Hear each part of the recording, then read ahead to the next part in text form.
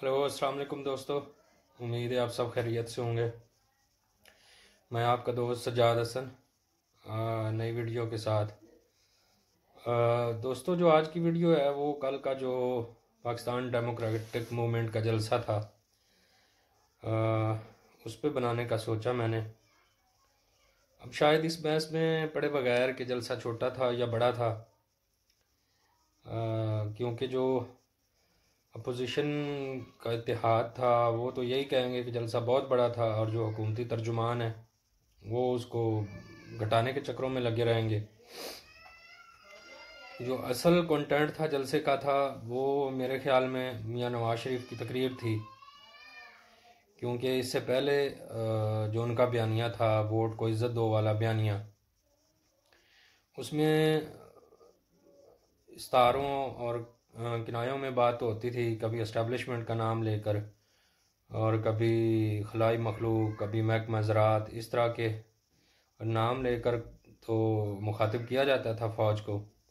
लेकिन रात की तकरीर में उन्होंने बराह रास्त जो है वो chief of army staff general Qamar Javed Bajwa का नाम लेकर वो अपनी सारी तकरीर की, और उसमें बराह रास्त उन्होंने फ़ौज की इन्वॉल्वमेंट बताई कि किस तरह उन्होंने इलेक्शन को चोरी किया और किस तरह जजेस पे प्रेशर डाल के अपनी मर्ज़ी के फ़ैसले करवाए। तो ये एक तरह से कह लें कि एक चार्ज शीट थी जो चीफ़ ऑफ आर्मी स्टाफ के बारे में थी,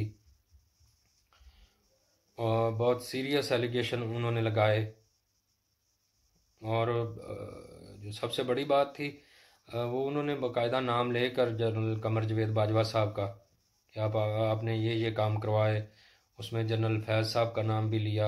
आसिम सलीम बाजवा साहब तो वो अहमद नूरानी की स्टोरी के बाद पहले ही अपोजिशन के निशाने पे थे कि वो उनसे इस चीज़ का डिमांड कर रहे थे कि ये जो उनकी प्रॉपर्टीज़ उन्होंने अपनी स्टोरी में ब्रेक की थी उनके ज़राए आमदन बताए जाएं और इस तरह की।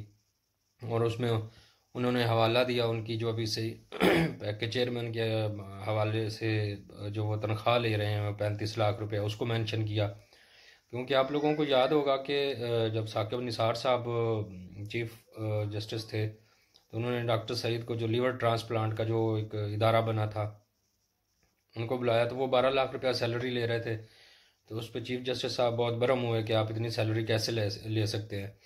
तो उसका हवाला उन्होंने दिया। और मेरे ख्याल में ये भी सारी बातें जो हैं वो शायद इतनी बड़ी नहीं है जितना ये जो जनरल साहब का नाम लेके चीफ ऑफ आर्मी स्टाफ का नाम लेके जो उन्होंने बातें की। तो ये अब एक बड़ी मुश्किल सूरत हाल होगी है मेरे अपने नाकिस राय में। फ़ौज के लिए भी अपनी पोजीशन को क्लियर करना, और अपोजिशन भी अपने आप को शायद पॉइंट ऑफ नो टर्न पे लेके आ गई है, क्योंकि उसके बाद जो मौलाना फजलुर रहमान साहब की तकरीर थी उस पर भी उन्होंने कहा कि इस्टेब्लिशमेंट वाले कहते हैं कि हमारा नाम न लिया जाए, हम नाम लेंगे और नाम लेके बताएंगे कि किस तरह इन्होंने जमहूरियत को ज़िबा किया है। इस तरह के बहुत सख्त अल्फाज उन्होंने भी इस्तेमाल किए।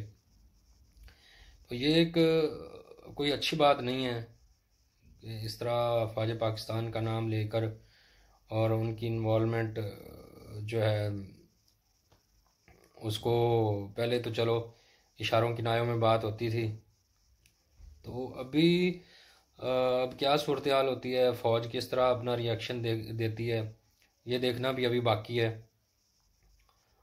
लेकिन इसमें शायद जो दोनों पार्टियां हैं फ़ौज और जो सियासतदान अपोजिशन पार्टीज़ हैं उनका नुकसान शायद कम हो, लेकिन अल्लाह ना करे कोई मिसहैप होता है तो नुकसान तो पाकिस्तान का है।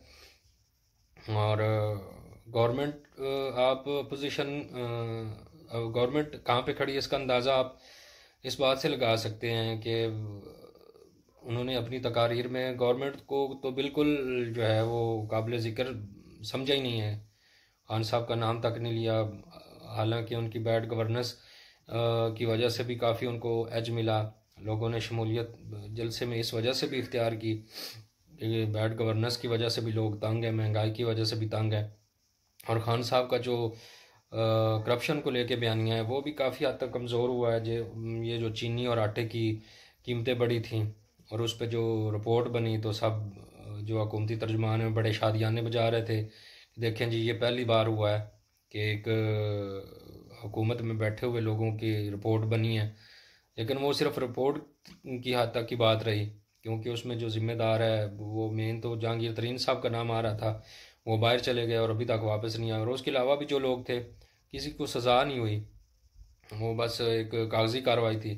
तो उस वजह से उनका जो करप्शन का बयानिया था वो भी शायद थोड़ा सा कमज़ोर हुआ है। और ऊपर से गवर्नेंस और जो महंगाई है ख़ास तौर पर, आवाम बहुत तंग है, तो उस वजह से भी अपोजिशन जमातों ने शायद ये सही वक्त समझा कि जलसा उन्होंने रखा, उसमें आम लोगों की शमूलियत का उनको यकीन था कि जो महंगाई के सताए हुए लोग हैं वो भी उसको पजीराई देंगे। और ऐसा ही हुआ शायद, क्योंकि जो मीडिया पे, इलेक्ट्रॉनिक मीडिया पे दिखाया जा रहा था उसमें तो बता रहे थे कि काफ़ी अच्छी खासी तादाद उन्होंने इकट्ठी कर ली है। और खैर उसमें जमातें भी काफ़ी थी, मौलाना साहब का जो मजहबी गैदरिंग है वो भी है, पीपल्स पार्टी और नून लीग का पंजाब में तो आपको पता है कि काफ़ी इन्फ्लुएंस है। लोग बहरहाल इस बहस में पड़े बगैर, असल में जो चीज़ थी वो फ़ौज और अपोजिशन का एक दूसरे के बिल्कुल आमने सामने आ जाना है। अब इससे क्या चीज़ बाहर निकलेगी ये तो वक्त ही बताएगा, लेकिन अल्लाह करे जो भी हो वो पाकिस्तान के लिए अच्छा हो। सब इदारे जो हैं वो अपने अपने जो सियासतदान हैं वो अपना काम करें। जो अफवाज पाकिस्तान हैं उनकी बड़ी कुर्बानियाँ हैं हमारे मुल्क के लिए, उनकी मौजूदगी के बगैर तो कोई भी मुल्क जो है वो सरवाइव नहीं कर सकता दिफा के लिहाज से। और पाकिस्तानी फ़ौज है वो पिछले काफ़ी सालों से इसमें फंसी हुई है। ये जो हमारे दहशत गर्दी का एक सिलसिला चला था और उसमें बहुत सारे फ़ौजियों ने अपनी जानें भी कुर्बान की, लेकिन उसके बावजूद वो जो सियासतदान हैं उनको ये रिजर्वेशंस थी। और ख़ास तौर पे जो फ़ायज़ ईसा साहब का फ़ैसला था फैज़ाबाद धरने में, उसमें उन्होंने भी काफ़ी सवालात उठाए थे ये फ़ौज की सियासत में इन्वॉल्वमेंट के बारे में। तो होना तो यही चाहिए कि हर इदारे को अपनी अपनी हदूद में रह के काम करना चाहिए, लेकिन मेरी अपनी ज़ाती राय में शायद इस तरह उनको नाम लेकर मुखातिब नहीं करना चाहिए था, जो एक नामुनासिब उसको आप कह सकते हैं कि एक उनका तर्ज अमल था। जैसे जिस तरह पहले बात होती थी एस्टेब्लिशमेंट के बारे में या खलाई मखलूक के बारे में, तो शायद पता तो पहले भी सबको था लेकिन एक पर्दा था। लेकिन अब देखते हैं कि फ़ौज किस तरह इसको रिस्पॉन्ड करती है, क्योंकि केसेस अभी चल रहे हैं उन पे, उनके भाई और भतीजा पहले ही जेल में है, बेटी भी इधर ही है। तो जो भी हो अल्लाह ताला पाकिस्तान को महफूज रखे, कोई महाजर आई ना हो, कोई अनारकी ना फैले। तो आज की वीडियो बस उसी तकरीर के बारे में थी। उम्मीद है आपको पसंद आएगी, तो काइंडली इसको लाइक भी कर दीजिएगा, शेयर भी कर दीजिएगा और हमारे चैनल को भी सब्सक्राइब कर दीजिएगा। बहुत शुक्रिया आप दोस्तों का।